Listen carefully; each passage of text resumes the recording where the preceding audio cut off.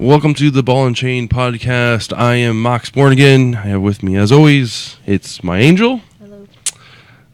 Welcome to episode 230. Took a little bit of a hiatus there. Just, That happens frequently. A little bit of a 2-month break. We kind of knew it was going to happen. There's a lot of things that are going on. And you chose like one of the busiest times to like start back in. No. Yeah. No, we're halfway Took a through break September. through, like, summer. Right. But, yeah. So, we are a podcast. I was going to say semi-regular podcast. We take hiatuses from time to time when real life kind of digs in. And Which is frequently. But we're going to try. We're making time. We're going to make time. It's going to work. You can create time. We're Teach me. going to create time. We need time to relax and have some fun. Talk about the things that we like to talk about, which is where the podcast comes in. We get to talk about video games, board games, movies, TV shows, things like that we want to discuss. That's, Like we're behind on like all of our shows. oh my God, yeah. We haven't even finished the last season of Westworld, which was forever ago. Right. We're 2 episodes behind on Fear. Yeah, it's We're behind. It's been a hot minute, but so let's talk about so we haven't podcast for Why we're behind. Yeah, that's kind of why let's kind of talk about why we took a hiatus for about 2 months. And like on the channel, I posted a video on our youtube.com/72dpi online channel about why we were going to go on a hiatus. Although in that video, I do strictly remember saying we will still be doing the Ball and Chain podcast. It's just like the other other channels will not be, or the other shows will not be producing any videos for. But so let's talk about it. What have you been up to for the past 2 months? You've been doing nothing, sitting on your butt, right? Yeah. Well, I mean, the last 2 months really was like summer vacation, honestly, for the kids. So Eli just started back to school the end of August. I am starting teaching for the first time. I mean, I graduated, 2005. So 13 years ago with a teaching degree, and I've never taught. But with the little one getting bigger, thought it would be a good idea for him to get into a daycare situation so he could meet other kids. Which has now totally backfired because he's been sick like the last 2 weeks. Right, and you might notice a little bit of congestion on my end. I just got done being sick this weekend from that little punk. Yeah, so God. You're like, oh, let's send the child to daycare to meet with other kids. Oh, now they're sick and they can't go. Right, but the idea was to kind of acclimate him to that environment before it's time to go to school. Right. So basically, I obtained a teaching job, teaching 4-year-olds 3 days a week, just in the mornings. So it's kind of, I would say it's part-time, but there's a lot of outside class time too, preparing lesson plans and getting activities together and things like that. So it is still part-time, but it is a little more involved than I had initially thought about. But it's good. We're just in our really first full week doing that. This week actually is my first full week. This past Monday. This past Monday. It's only been a week? Oh, God. Yeah. Seems like you've been at it for like a month. Although last week was Labor Day. Yeah, although preparing your room has taken quite a while. Right. Last week was Labor Day, so we had Monday off and just worked Wednesday, Friday, and that was our first week of school, and then this was our first full week. So it has seemed like forever. Each day feels like I'm running a marathon. But some of the kids, they've never been in school atmosphere, even daycare atmosphere before. Right. So it's a whole new learning experience for them and for you. And for me. We're going to learn this together, kids. Hold on, let me take a drink of my beer. Yeah. But no, it's fun, and it's been something. So we're doing that. September is my crazy busy month. I've had a couple weddings over the summer. Typically July and August are slower just because those are hotter months, and outdoor weddings kind of slow down. But September, I've got 5 weddings this month. Next year, I said I'm not doing this to myself. I'm taking 2, maybe stretching it with 3. 5 is a little on the insane side. One of those is only like a 4-hour wedding, though, right? No. I thought one of them was a short wedding. No. Maybe not. Okay, well. No. Their minimum Shows of 6. what I know. Their minimum of 6. I got a couple 10 or 12 hours. Holy smokes. Yeah. Okay. So, and you spend the whole day anyhow. I mean, that's your day pretty much. Mm-hmm. So, and then all the editing. I mean, I've got 1,700 photos to go through from the last It doesn't wedding. stop with like when the wedding stops. That's like actually where the work begins. Actually, filming shooting the wedding is actually the fun part. It's editing that's the tedious, like cycling through like all the 1,700 photos I took from the 6-hour wedding from last weekend. Yeah. Before we started on all the next few weekends. So those have been primarily most of my time starting like the beginning of September on. So what kind of entertainment have you been into besides the photography and teaching? What have you like been? I would say the last 2 weeks I have had no entertainment. Well, prior to that, you and I got to go on my birthday week, which is the end of August, up to the lake, and we got a new board game. We started watching a new series on Netflix. Oh yeah, we did watch that up there. That's where we started it. Yeah. That's The 100, which is a CW show. I think it's in its 5th or 6th season. Yeah, it's pretty old. We're pretty late to the party, but we are. But at least you can kind of binge watch on Netflix. I'm up to season 2 right now. I'm like halfway through season 2, and you're still like halfway through season 1. I'm on episode 6. Leave me alone. Yeah, leave me alone. Back off. It has been like 2 again. I think it's been about 2 weeks since I've watched any TV or really played. We tried to play Mansions. We got a Mansions of Madness expansion too. For your birthday and for my birthday. Right. Tried to play some of that the other night, and I ended up falling asleep. We lost miserably. Between actually, school and the kids being sick and to tell you photography, I fell asleep. To tell you the truth, after you went to bed, Ducky and I continued playing your character. We made decisions for you, rolled dice for you, and all that stuff. And you were the last character to stay alive. It was you and solely you to get out to escape the mansion. But you actually got me to escape? No. All you had to do was escape. You just no, I take it back. You had to Ducky. Yeah, Ducky had the circumstantial evidence or whatever. You had to pick up off her dead body and then escape. However, you only had one turn to do it because I died the turn before and Ducky died that turn. So you only after everybody else is gone, you only have one turn. And you are already wounded, so you could only move 2 spaces. So it was you weren't it wasn't gonna happen anytime soon. But I just found it funny that you were the last one alive and you weren't even playing. So yeah, I had gone to I was falling asleep at the table, which you see kind of happens here sometimes too. Right, wake up. So I, on the other hand, you were looking for someone to do videography for your wedding clients because you had a couple people reach out to you about videography, and I was like, hey, I could do that. Not really thinking about. I've never been trained on it. I don't know. I mean, besides what we do here on the channel and some minor video editing that I've done in the past, I guess we did do some video editing in college, like very, very little. Minimal.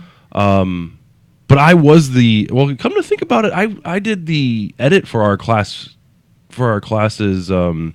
project. We had a class project at the end of the year where we had to shoot it was basically it had to be at least an 8-minute video, and it couldn't be like it. The teacher didn't want like a music video. Wanted actually a video with some type of story behind it.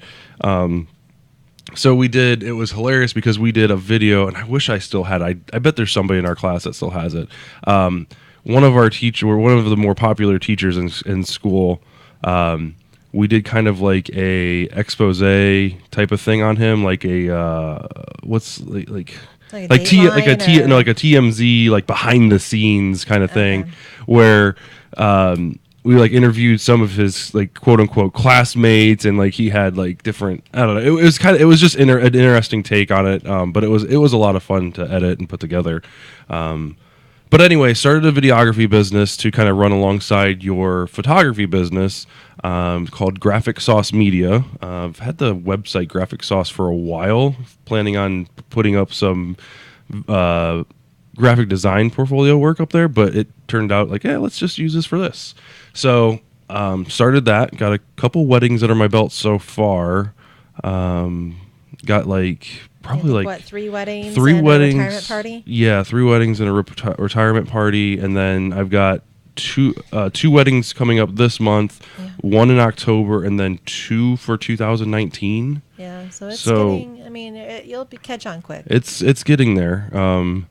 I'm learning a lot about the different pieces of equipment and stuff like that. So if you wanted to check it out, go over to my YouTube channel. It doesn't have a like a proper name yet because I don't have 100 subscribers. So do me a favor, go over to my YouTube channel, just type in Graphic Sauce Media and get subscribed so I can get my own URL. That would be nice and super helpful to point people in the right direction. Otherwise, you got to go to like youtube.com/xrrlmn1234 dash something something. So rather than doing all that, just type in Graphic Sauce Media. Just got a couple things up there. I've got a couple of ideas, but I just got to find time. I put up a video. You can find it. Let me know. One of my first videos was like my budget starter set, and I think this is something that I couldn't find. Like I did a lot of research into starting out of a videography business and like what type of equipment to buy, and everybody's like recommending like these $1,000 cameras and like these lenses and all this other stuff. I'm like, I got like maybe $500 to spend to my name. Like I don't feel comfortable spending any more than that because You're just starting I mean, at the time I only had two paying clients booked, so that was $600 right there. And I'm like, I don't want to spend all this time and not make anything, so 500 my limit. I kind of went over that a little bit, but so I made a video about the equipment that I started with, and I think it's a good kind of storytelling piece, like to say, okay, this is where I started, and I gave some ideas on where I wanted to go advance or upgrade, upgrades and stuff like that, which I've already done, and I plan on making another video about what those upgrades were and like cost effective spending and things like that. So there's a lot more coming. It's just trying to find time to do all that stuff it's not easy. No. And then also started coaching soccer, which is taking up quite a bit of time. Yeah, you guys are three nights a week. You have to have games or practices. Right. So like, you're the one that recommended me for this. We'll get into the video game stuff here in a second, guys. I apologize. So, but you're the one that recommended me for the soccer because no one would coach, and so like, yeah, sure, whatever, put me on the list. And I was under the impression that it was another one of those where it's all the kids from his school playing against each other, like the last couple of years. Oh no. This had a coaches meeting with the 10 surrounding schools, and I'm in charge of the boys team. Yeah, this is like an actual league. Right. This is an actual league. Tournaments and yelling coaches and screaming refs and things like oh my God, like this is serious. A little more serious. This is serious Pee Wee League. Yes. But no, it's a lot of fun. I'm having fun doing it. The kids are really good. We actually have a really good team. You guys are 2-0 so far. 2-0. Our first game we won 3-0, and then this one one won 2-1. So we're doing pretty good. There's a tournament at the end of the 10-game season, so we're already looking pretty good. I'm excited. I don't know. I'm pretty excited. Kids are great. So, and then we got a new puppy. So, all right. So moving on. You're just passing by that. We gotta get to the games and stuff, man. Yeah. Okay. So we got a new dog. It's kind of a sad story because we were watching the dog for a friend, and then friends turned out to not be so good. Not really friend, acquaintance. Right. And turned out living conditions weren't really that great.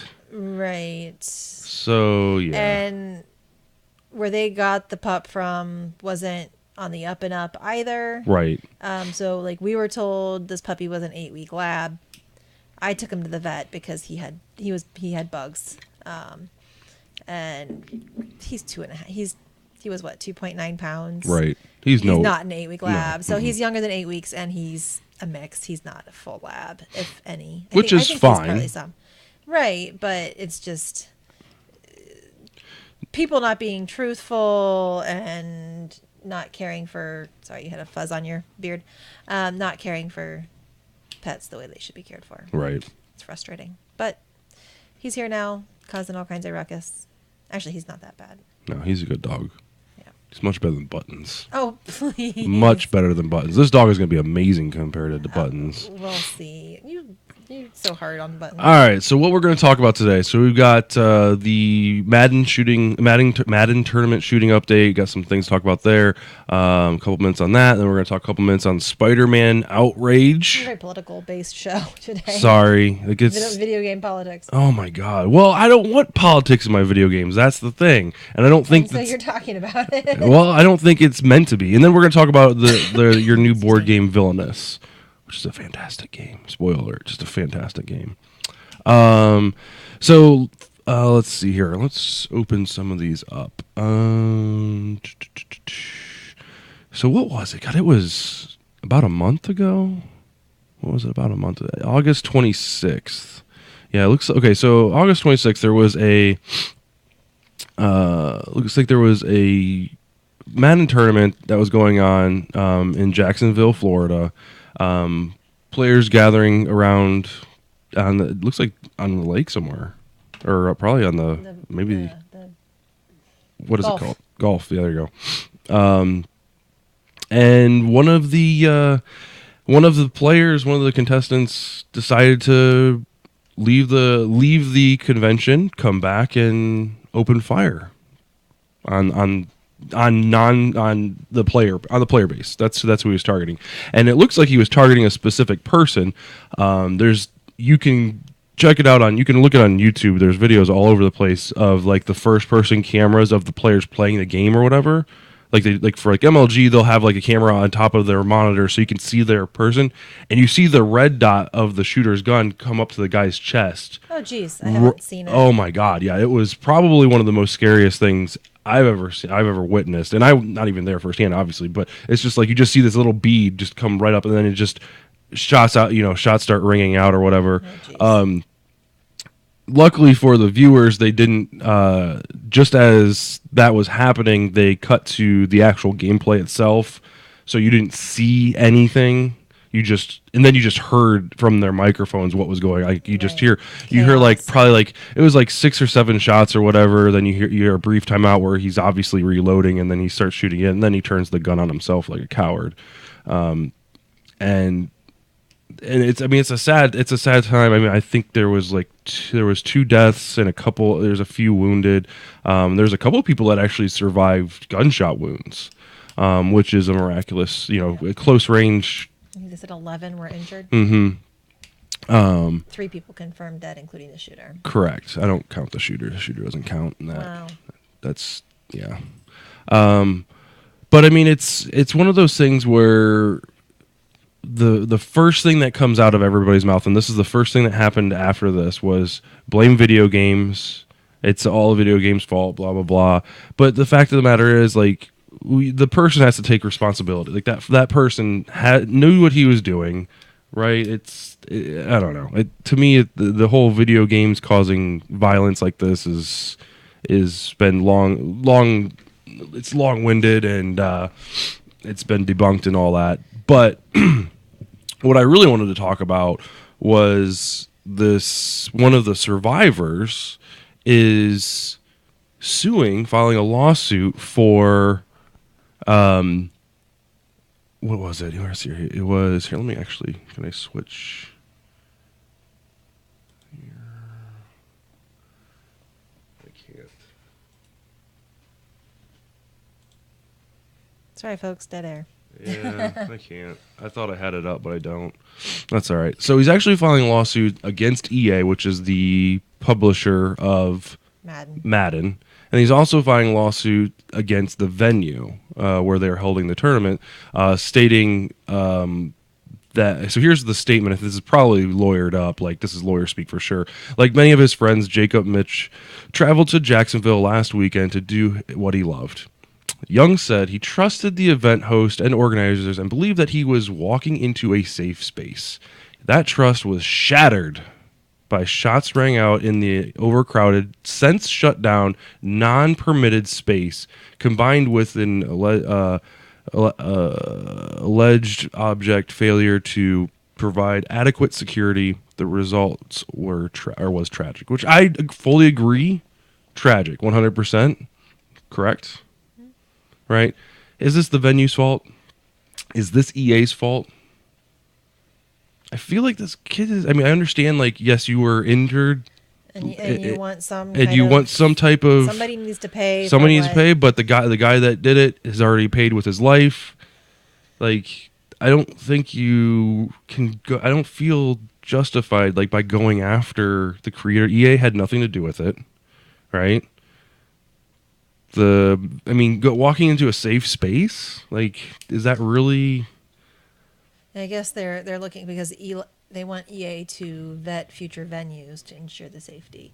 So EA goes to the venues and to set this all up. So that's why I guess that they're going against EA. Right. So okay. So now you charge the venue, and we've run small tournaments before. Right. Right. So now you charge the venue for what? Armed guards, metal detectors, things of that nature. Like we would have never been able to do that. Like we Not could on a small scale, but these are Right. these are professional. I mean, if you go to a football stadium, Right. they have security guards at the gate. They usually have metal detectors of some sort. Right. You have to open your bags to Yeah. show them No, you I can go in. understand that. I can understand that. And like When you're going to a professional level tournament, yeah. there's typically those types of Right. procedures in place. Yeah, well, I can see that on a scale of like a professional football team, Right. right? Where you're paying upwards of $90 A ticket. a ticket to get in, whereas most of these are free spectator sports. The only income that they're getting is sponsors. And that's about it. Oh, I Like know. you know, so like the money in that game is slim as it is. I mean, like I said, school shootings happen probably more frequently, and I mean, what are they doing about securities on Right. schools? Oh yeah, clear backpacks. Like that's the thing. Like no. So I mean, not to get super political about all this stuff, because you and I definitely have differing views on a lot of Oh things. yeah, no, I agree that it should be a safe place, but I don't think it should be. I don't think charging the venue. You'll see. But lawsuits are necessarily the way to go. Right, with that. lawsuits not the way to go. It should be a safe place to play video games, but I don't think I'm willing to bet. I'm willing to bet that the place that this was held is a gun-free zone. Willing to bet somewhere on that door there's a picture. So yeah, somewhere on that door there's a gun-free zone sticker, right? And clearly that didn't work, but I don't know. So that's just something that came up that I was kind of curious. Is like, so I kind of want to hear about what you guys think. Is it justified for this gentleman to seek retribution from EA and from the venue, which clearly has since shut down? So I don't know what kind of money they're going to get out of them, but yeah. And then there's Spider-Man. So let's talk about Spider-Man. New Spider-Man game. So we were renting the new Spider-Man game. Looking forward to playing it. Looks gorgeous. PS4 exclusive. This is one of the reasons why I got a PS4 when we purchased a PS4 for you. It was for games like this where we can't play them on the Xbox. I bought you the PS4 Well, so I okay, could play my Spider-Man game. Quiet you. That came out completely wrong. That came out wrong. I purchased the PlayStation for you so that we could play Games that first I want to party play. games that aren't on the Xbox. Shut up. Jesus. So you could play your Uncharted series and just ogle, I screw Drake. Oh, come on. Oh, Drake. Ridiculous. Anyway. Right. Chase says at least it can't be blamed on a violent video game. This is true, even though they're still going after EA. Who Football's pretty violent. And you got all those concussions. Football is very violent, but it's not gun violent yet. True. It's just beer bottle and thugs. Anyway, so Spider-Man. So really looking forward. It's got great previews as far as early reviews and things like that. And then it's kind of funny once the general population got a hold of it, right? So this game came out last Friday. You started to see a couple of these articles. This is the second article from Kotaku. Well, not from Kotaku. The second article I've heard of this type of literature, this type of article being written, where they're upset that Spider-Man is helping the police. They feel like Spider-Man's a narc and he's just a cop that slings webs, and they really don't care for it, right? They feel like that the Spider-Man's take on police feels out of touch. And the Kotaku article kind of goes into a little bit more detail than the original one that I read, which basically paints all cops as bad cops. Like the NYPD is just full of crooked cops, and they're all racist, bigoted, pigs essentially.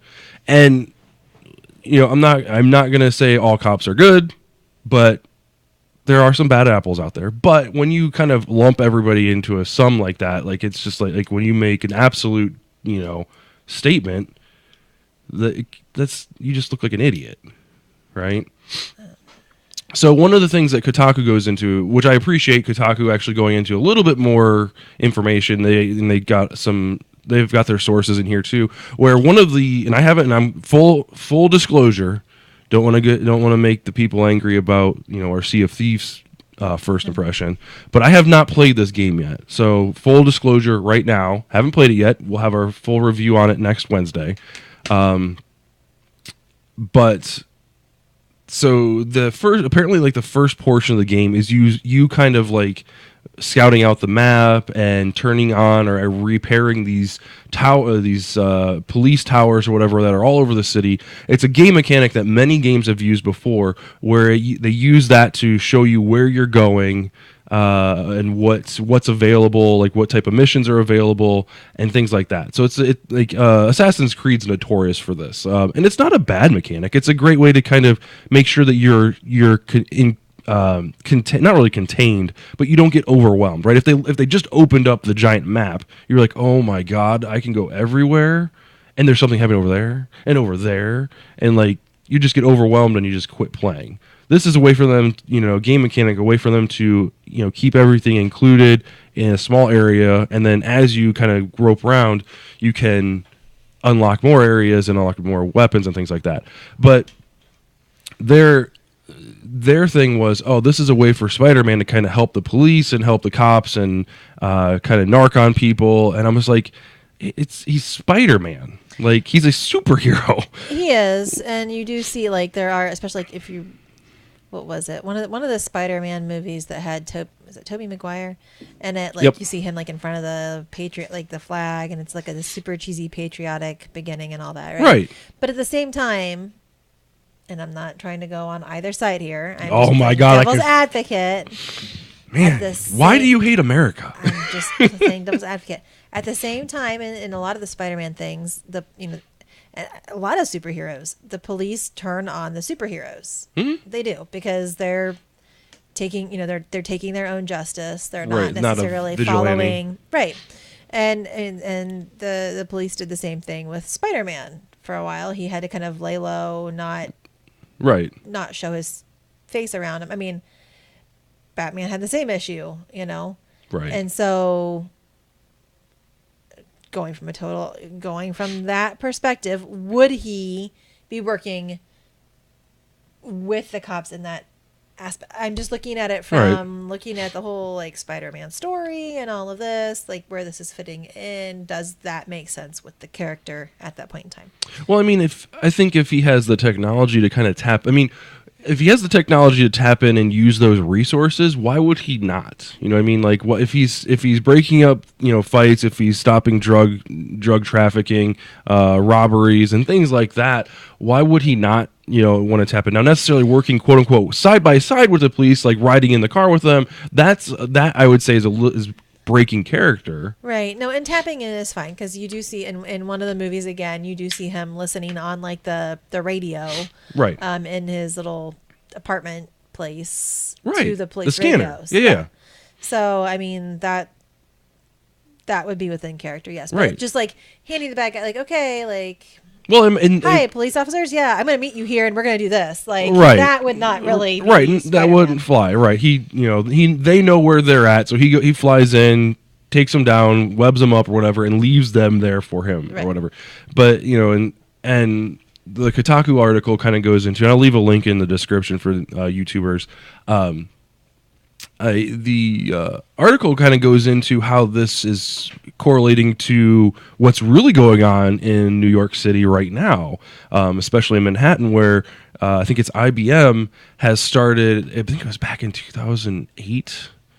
In 2008 they started putting in Manhattan and downtown streets all these different cameras to help eliminate crime, help identify criminals and like vehicles and things like that. We've got cameras here that for street traffic and stuff like that, for like red lights cameras and speeding cameras and things like that. So that's nothing new, but these have like facial recognition, right? So like they've recently been updated with like facial recognition. Now originally they were used for capturing what someone's wearing, capturing car colors and things like that. So like if there's a criminal act being happening, they can say, okay, well, we've got video footage, of them driving down here, and they've got live feed going into NYPD headquarters.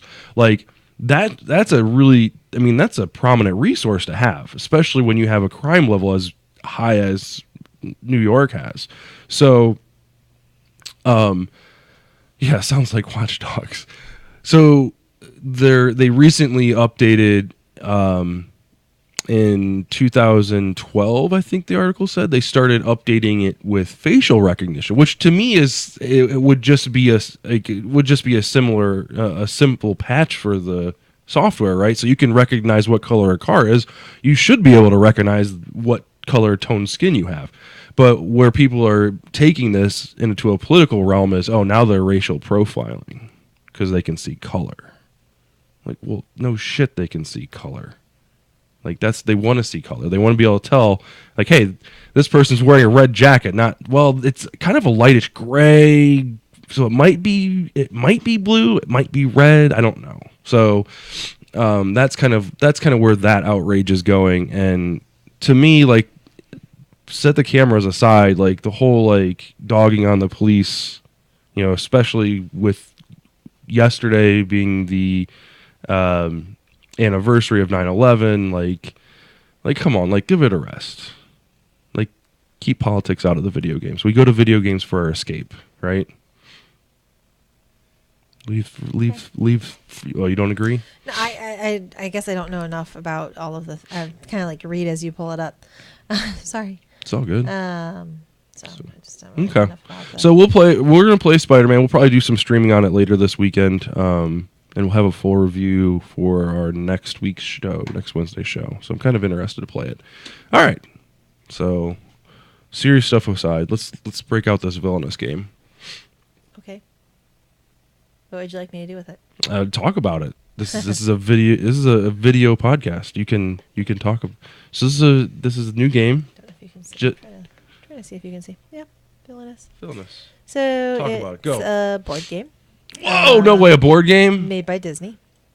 Or It's not not made by It Disney. uses. It's licensed by Disney. It's made by Wonderforge. Yes. But you play as a Disney villain, which you have a lot of trouble with.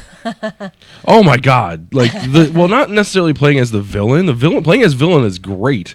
It's the terminology that they Right. use is confusing because like There's heroes and villains, but you're used to being a hero. Heroes are really bad things against you. there's in this. heroes and allies. They don't use the word Right, villain. right, They use allies. the word ally. And to me, ally usually it means good. A good person. A good person, but But really clearly it's it's clear bad it's person because it's could an be a ally bad to the person. villain. Right. I'm just an idiot. Right. No. Thanks. Wow. Sorry, Freudian slip now. I'm silly. Anyhow. You're an idiot. It's really there's 6 characters. You talk. I'll open it Okay. up. So there's 6 characters that it has come with. Yep. They are 6-player if you game. Go online, you can vote on what other villains you would like them to come out with, because they are talking about expansions. There is the website wonderforge.com/Disney Villainous Game. Yep. But it's almost like playing by yourself, and then the other people you just kind of like hinder you. So each character has a card. This is Ursula's card. It opens up, and that's the Ursula token. So it opens up, and each character has 4 locations. So, for instance, Ursula has Ursula's Lair, Eric's ship, the shore, and the palace. Each character has their own objective to win the game. In this case, she has, which she's, I think she's a little more of a difficult one to get a read on, but you have to start your turn with a trident and crown at her lair. So each of these characters have their own. Maleficent, for instance, has to start her turn with a curse at each location, and her 4 locations are there. Each character has their own 2 decks, so they have their decks of their evil powers, their allies, so evil characters who may help them. For Ursula, it's the 2 eels that are with her. Maleficent has her raven and her little army of demon type guys that she works with. At every location, there are 4 different abilities. You can use these abilities in any order, and you can use all of them on each turn, depending on which space you've moved your character to. You can move to any space. You can jump across the board, but you can't stay in the same space unless you have a card that says so. The other deck that your character has is basically it's called the Fate deck, but it's basically like the Heroes deck. So you as Ursula don't get to play those cards, but the other players that you're playing against play them against you, basically. Right. So, for instance, if I was being Ursula, Joe was being somebody else, and he lands on a space here that allows him to play a Fate card on me, this little lightning bolt cloud. He would draw the top card and play it against me. So I draw 2 cards and pick one. Right, that's right. Yeah, so yeah. draw two of the cards and pick one to play on me. They could be heroes, for instance, like Ursula or King Triton. Ariel, sorry. They might be other items. There's items like the Snarfblot. Snarfblat. And the Trident, and Dingle the Hopper. Hopper. And then they got some effect cards, so return to form. So this one says it's an effect card. Search Ursula's Fate discard pile for a hero with the strength of 4 or less. Play that hero at Ursula's location. Right. So it's kind of like a recursion. It's kind of like turning them, how Ursula would turn mer people into those little wiggly guys. It's kind of like turning them back into people. Yep.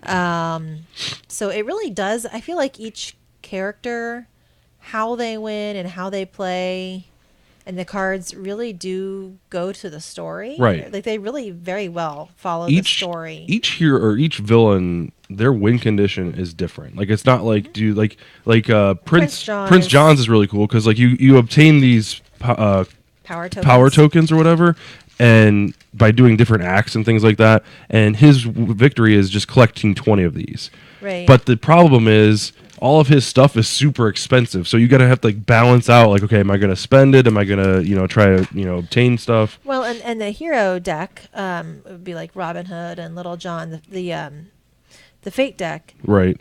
A lot of those steal his powers. So right. Like I may put Robin Hood into play. Well, he takes 4 of Prince John's power tokens, and Prince John does not get them back until Robin Hood's been defeated. Correct. So it's really about having your own strategy, but then figuring out how to defeat the things that might come against you. The way knowing how your character plays, but then also how the heroes against your character play, and it's a strategy game basically. I like the art. The art. The nice thing about the art is it's not like screen captures from the movies. It's all new art from. I don't remember who was the artist. It wasn't from a Disney artist though. They had their own graphic design team in there. But it looks just like a high resolution Disney film. Mm-hmm. So all new art. The interactions as our cats destroy each other. The interactions are extremely clean. So like for those of you that play like Magic the Gathering, where like the rules are like the rule book for Magic is probably at this rate like 7,000 pages. Like the rules are pretty straightforward. This does this. You can't do this. This does this. There's no like huge interactions that take forever to learn. I think we cracked the rule book open once or twice just to remember what confirm what does what as far as the icons are concerned. They, as far as packaging goes, like I have the only game so far that I've actually will commend the game developer as far as the box is concerned is Dominion. Like their boxes are spot on. Yeah, they come It's with like kind of labels for you as far as where you need to put the cards Right. and everything. I mean, it's kind of hard to screw that up. I feel like maybe their first rendition of it was probably like, all right, so let's throw them all in a box, and they open the box the next time, like, oh, we probably should figure a better way out for this. But the organization, I think, leave something to be desired. That's probably my only qualm with this game, but that's with most games at this point. Yeah. Plays 2 to 6 people, which I guess you could probably play this by yourself. Yeah, you could probably solo it. It would be interesting to see, because we've only played it with 2 players so far. It would be interesting to see how it plays out with more. Right, and they have this interesting thing too, which I don't know if we'd actually play with it.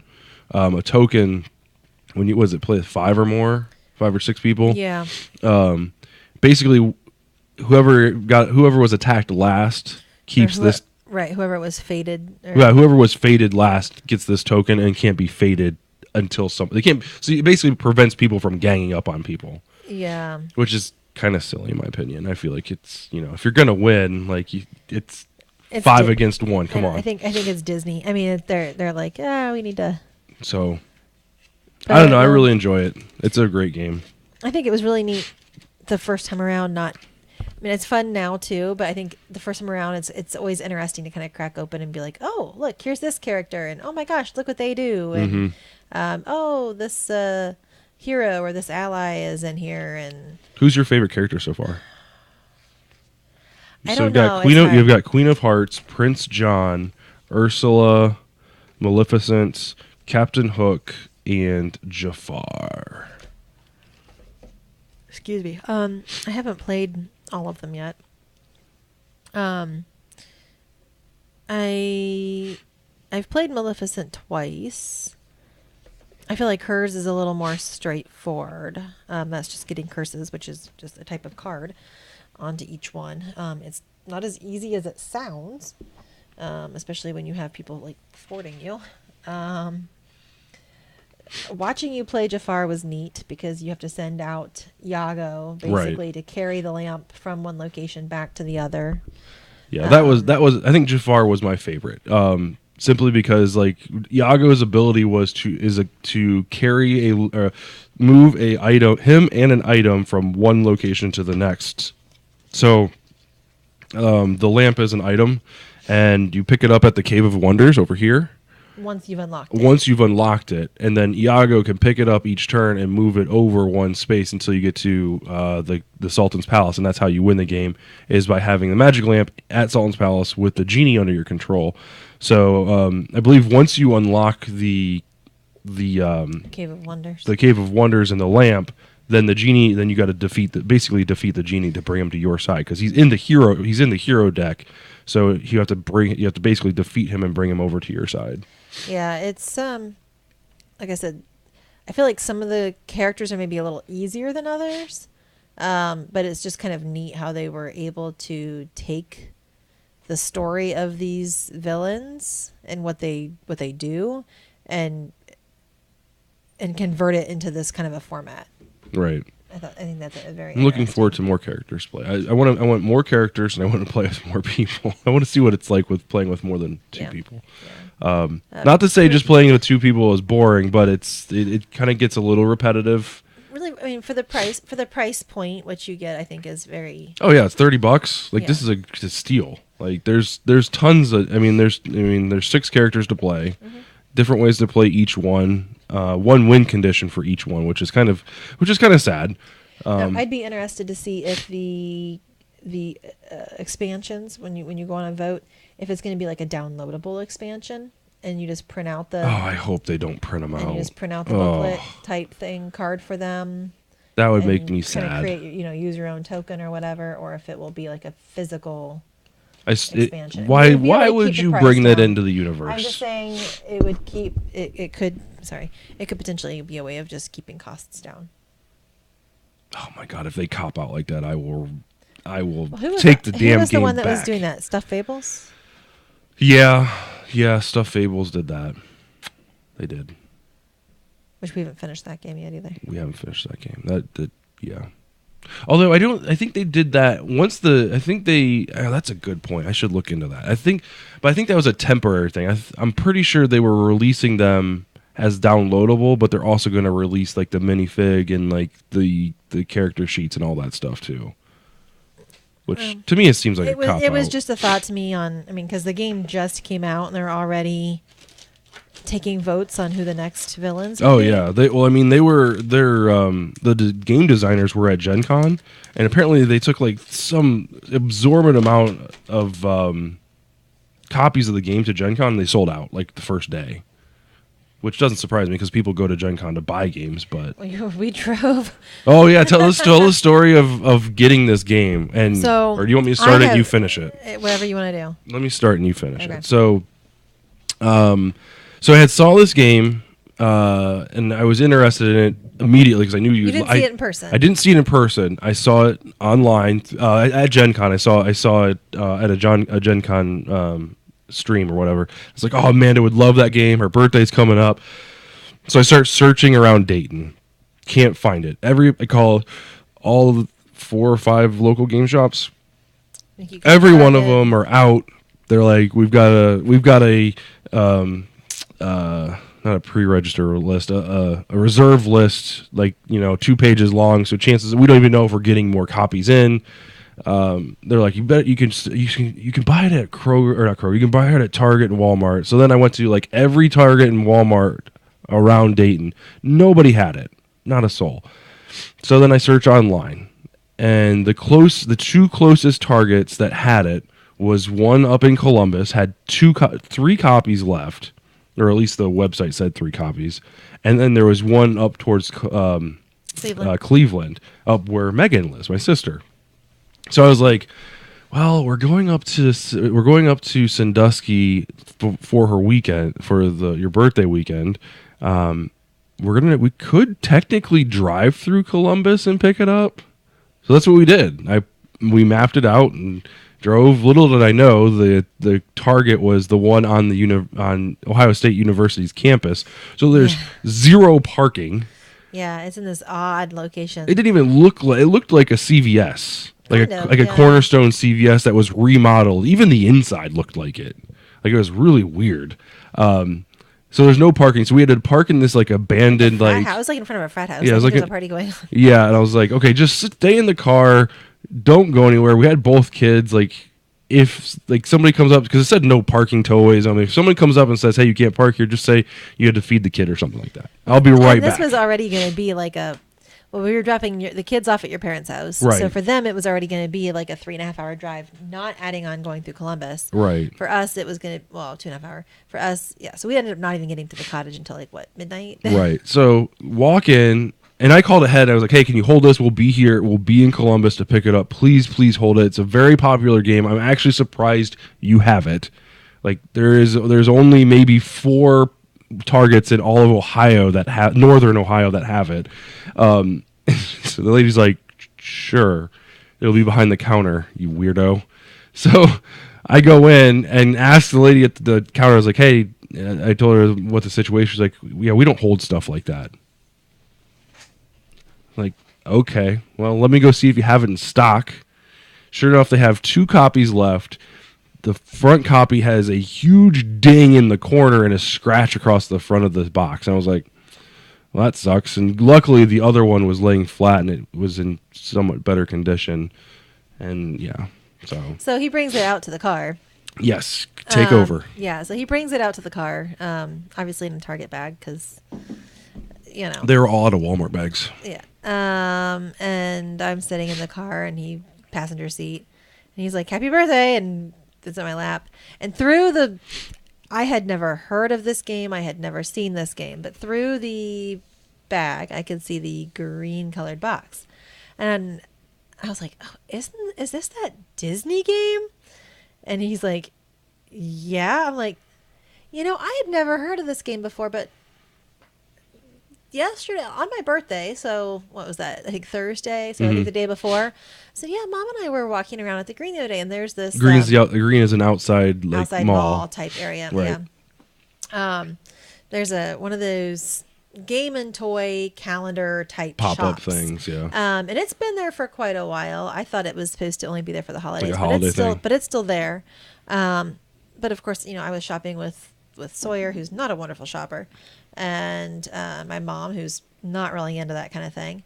So as we're walking past, I just happened to kind of look in the window, and I had seen this game in the window, and I was like, oh, that looks interesting. It's Disney and it's villains, and obviously that's what it says on the front.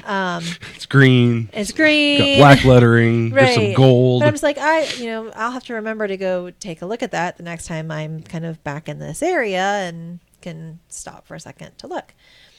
And so Joe brings it out, and I'm like, I just saw this yesterday at the store. He's like, oh my God, you were like, it would have been so much easier to have just gone to the store. But it wouldn't have been a good story, though. Right. I mean, it's a good story to us. I don't know if you guys were entertained by that story, but probably not. But it was just kind of ironic that I had never heard of this game, and here you were. Because you're like, the whole way up there, you wouldn't tell me where we were going, and you're like, I'll give you a clue. I don't think you even know it exists. That's such a great clue.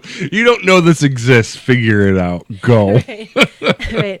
I'm not very good at giving clues. I'm not telling you where we're going, but I don't think you know this even exists. You're not going to guess it. Well, I rectified that and said you're a fan of the topic, but you don't. I don't think you know it exists. Right.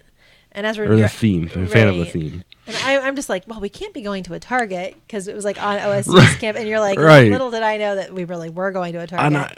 And I was getting scared too because we've had some problems with the GPS and like my phone GPS, and like sometimes it switches to bike mode on random we end occasion. up in a weird location, right? And it takes you on bike paths and like little streets and stuff like that. I'm like, and I'm looking around, I'm like, we were in a downtown area. There's no way there's a Target anywhere around here. Right.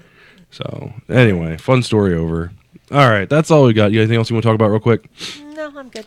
All right, guys. Well, thanks for watching. Really do appreciate it. Make sure you head over to our YouTube channel, youtube.com/72DPI online. Get subscribed. Leave us a comment. This video will probably go up sometime later tonight. So we really do appreciate it. I think we're at 47 subscribers. I got to redo my goals and all that stuff for the subscriber list. You can check us out every Wednesday going forward for the foreseeable future, at least. The foreseeable future may only be a week, but we'll get there. Over on twitch.tv/72DPI online. Really do appreciate you guys watching from YouTube, watching on Twitch, and also watching on Facebook. You guys rock and roll. We will see you next week.